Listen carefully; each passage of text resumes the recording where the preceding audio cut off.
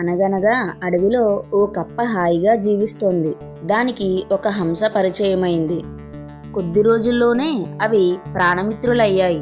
ఓ రోజు కప్ప కొలనులో తామరాకు పైన తేలుతూ హంస ఒడ్డున నిలబడి మాట్లాడుకుంటున్నాయి.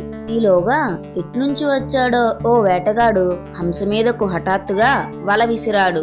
వలకు చిక్కిన హంస విలవిల్లాడింది. అది చూసి కప్పకు ఏం చేయాలో తోచలేదు. వేటగాడా, దయచేసి తనను విడిచిపెట్టు అని ప్రాధేయపడింది. దీన్ని అమ్మితే బోలెడు డబ్బొస్తుంది, విడిచిపెట్టను అని అన్నాడు. నీకు డబ్బు కావాలి అంతే కదా, ఉండు అని కప్ప వెంటనే నీటిలో మునిగి కొంతసేపు ఆగి ముత్యం తీసుకొని పైకి వచ్చింది.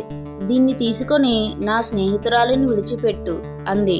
వేటగాడు ముత్యం తీసుకొని హంసను వదిలిపెట్టాడు. ఇంటికెళ్ళాక అతను చెప్పినదంతా విన్న భార్య, ఆ కప్ప దగ్గర ఇంకా కొన్ని ముత్యాలు ఉండి ఉంటాయి, వెళ్ళి అవన్నీ తెచ్చేయి అని చెప్పింది. దాంతో దురాశ కలిగిన వేటగాడు కప్ప దగ్గరకు వెళ్ళి, ఏయ్, మర్యాదగా నీ కొలనులో ఉన్న ముత్యాలన్నీ నాకు ఇచ్చేయి, లేకపోతే హంసను తీసుకొని పోతా అని బెదిరించాడు. అది విన్న కప్ప, సరే, ఒక్కసారి నీ చేతిలో ఉన్న ముత్యం ఇస్తావా, అది చూసి అచ్చం అలాంటివే తీసుకొస్తాను అని అడిగింది. దాంతో వేటగాడు కప్పకు ముత్యం ఇచ్చాడు. కప్ప దాన్ని తీసుకొని పారిపోయింది. పోతూ పోతూ, నా స్నేహితురాలు ఎప్పుడో దాక్కుంది, నీకు మేం దొరకం, అత్యాశతో ఉన్నది కూడా పోగొట్టుకున్నావు, అనుభవించు అని అరిచింది. అది విన్న వేటగాడు, అయ్యో, ఎంత పని చేశాను అని బాధపడ్డాడు.